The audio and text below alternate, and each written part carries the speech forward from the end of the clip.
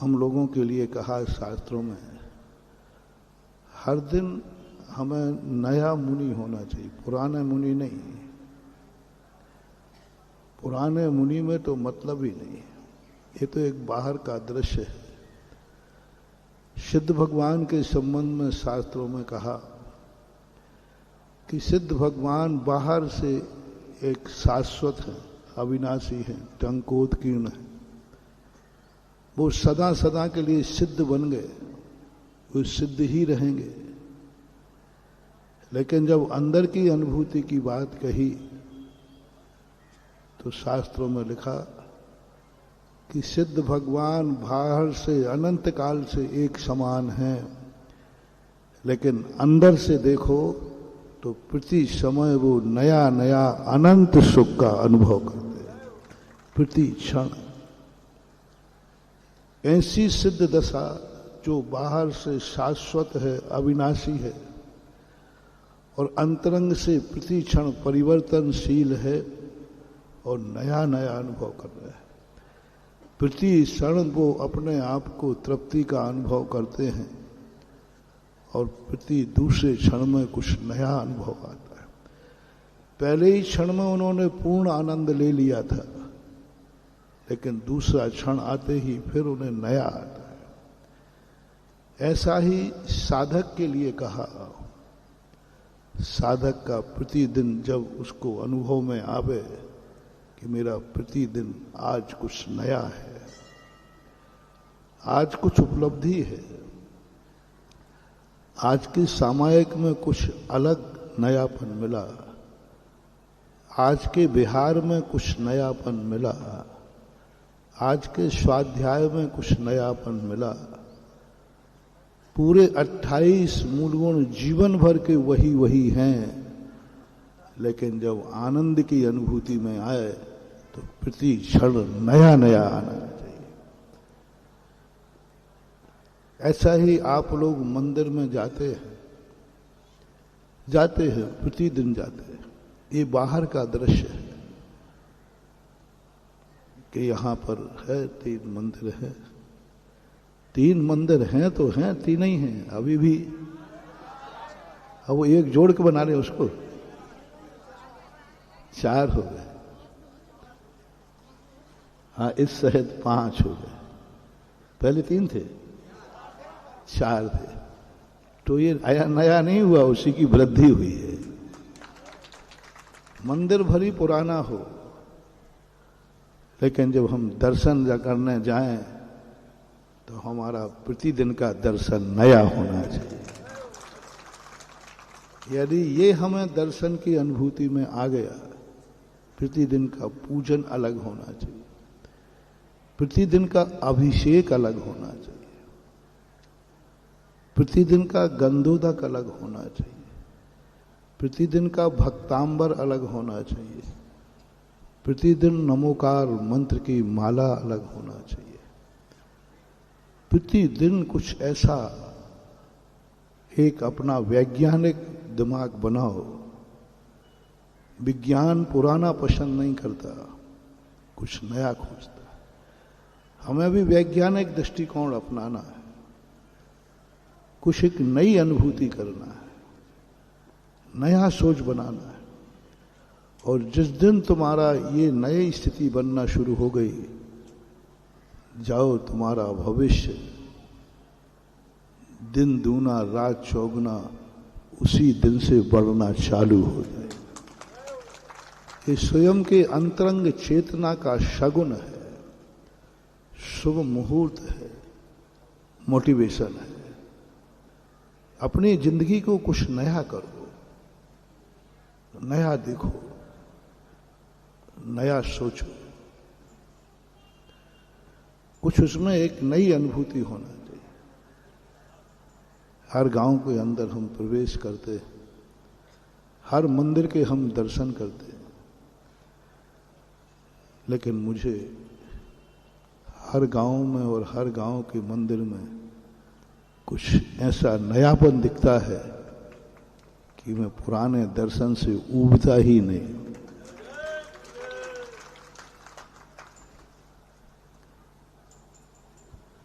जो एक के बाद एक,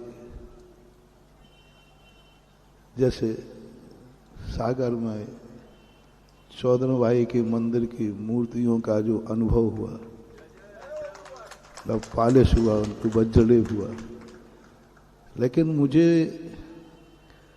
बहोरी बंद में ऐसा नहीं लगा कि यही तो सागर में हुआ था। वहां लगा कि ये तो सागर में हुआ ही नहीं जो यहां हुआ।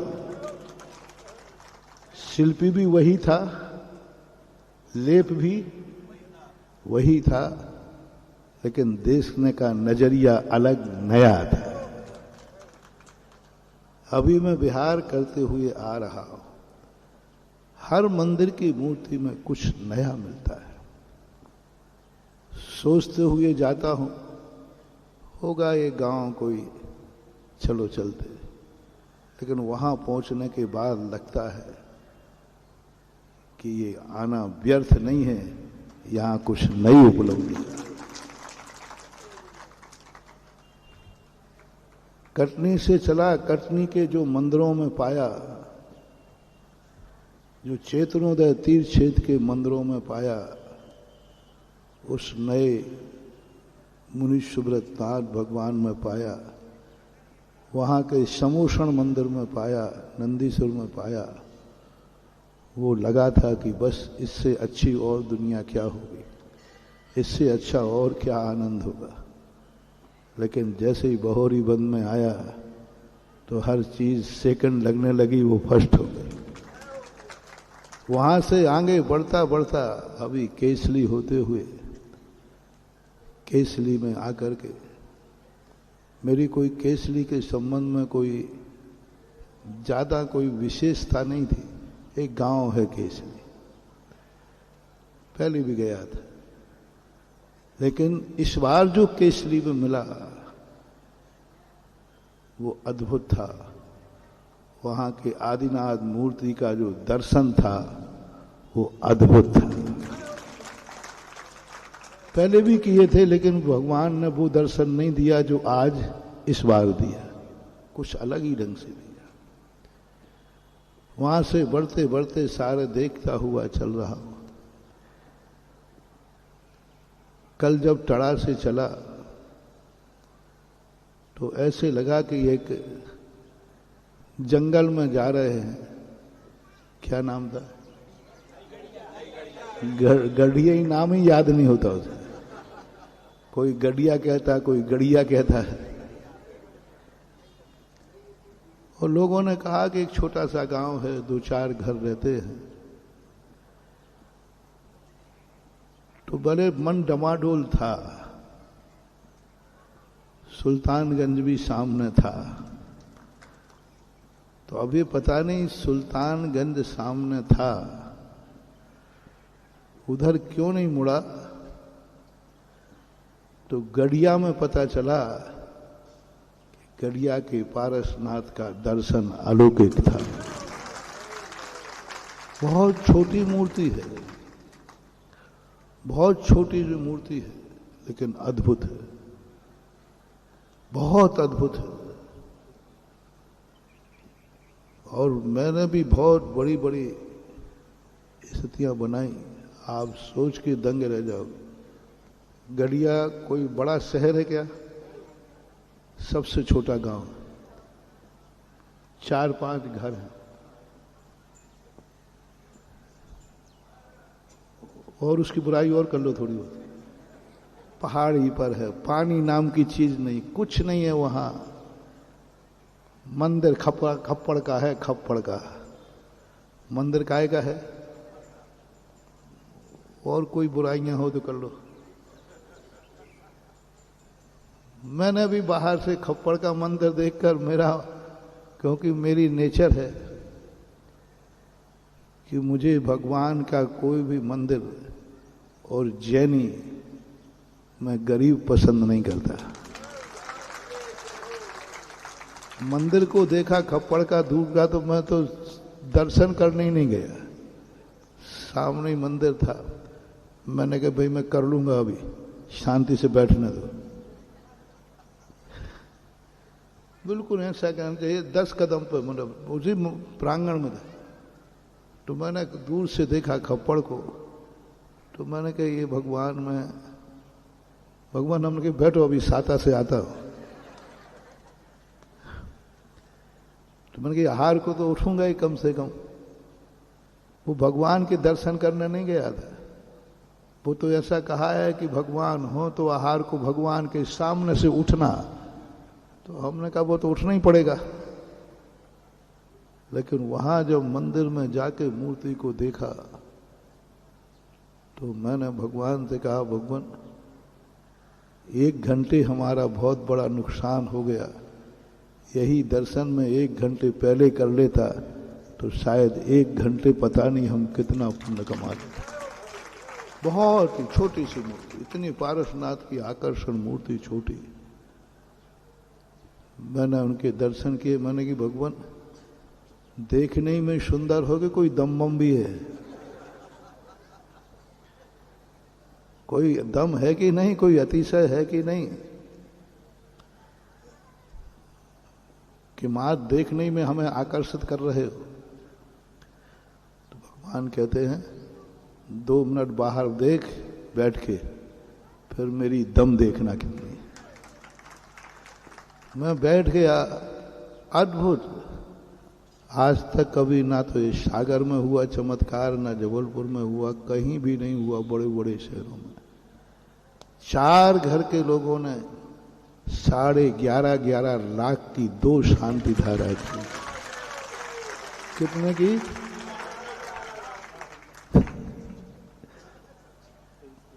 सुन रहे हो सागर वालों? तैयार हो? अब तैयार है। वो रुकने को तैयार नहीं, मैं रोक रहा हूं बीच में। मैंने कहा भाई रुक जाओ, लेकिन पारसनाथ कहते तूने दम कही थी ना देखने की, अब देख ले मेरी दम कितनी है। पता नहीं कब से, सैकड़ों वर्षों से पारसनाथ कभी उठे ही नहीं होंगे। हमने कहा भगवान आज तो उठना पड़ेगा, दम दिखाइए। ऐसा जोश उनमें, 11.5 लाख की शांति धारा की बोली जाना।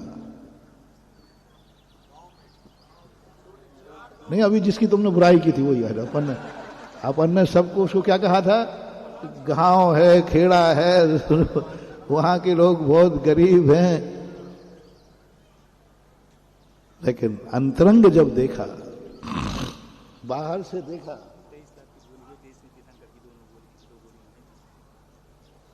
अंतरंग जब देखा, इससे सिद्ध है कि बाहर से देखकर किसी वस्तु का निर्णय सही नहीं हो सकता। अंतरंग निर्णय कभी कभी चमत्कारी होता है। मैं उन बब्बा की दद्दा की अभी भी शकल देख रहा हूं कि ना तो वे शकल से लगे, ना कपड़ों से लगे। हम चलो कहीं इनका घर होगा तो घर देख भी गए तो घर से भी नहीं लगे। घर से भी ऐसे लग रहे थे जैसे कि खप्पड़ के घर हैं सभी। लेकिन अंतरंग एक ऐसा जोश, एक शांति धारा नहीं थी 11.5 लाख की, 2 थी। टोटल कितने हो गए? 23 लाख की शांति धारा। और पारसनाथ का नंबर कौन सा है? 23वां नंबर है। कौन कहता है गांव में घूमने में कुछ नहीं मिलता? कौन कहता है गांव में शक्तियां नहीं होती? लगता है कि इन गांव में क्या रखा है, लोग बड़े बड़े शहरों की तरफ दौड़ते। लेकिन गांव में जो अंतरंग भावना होती है, बहिरंग नहीं कह रहा हूं, बाहर से तो क्या दिखता है? पूर्णेश दिखती है। लेकिन अंतरंग की जो विशुद्धि भाव होते, परिणाम होते। और अब जब पारसनाथ ने अपनी दम दिखाई तो मैंने भी कहा भगवान मैं भी आपका ही चेला हूं, अब मेरी भी दम देख लो। पारसनाथ ने अपनी दिखा दी, अब मैंने भी अपनी दम दिखाई। कि मेरे नमोस्तु करने के बाद भगवान अब आप खप्पड़ में नहीं रहेंगे, या तो मुझे बुलाते नहीं, आ गया हूं तो अब तुम्हारी ये दशा तो खप्पड़ में है, वहां जानवर रह रहे हैं, गंदगी कर रहे हैं, उल्लू बसने लगे, बिजूका बसने लगे। मैंने कि बस भगवान अब नहीं होगा, अब तो आप भली गांव में रहें लेकिन आपका मंदिर भी होगा तो मंदिर भी शानदार होगा। 2-3 घंटे में भूमिका बनी और कच्चे से पक्का मंदिर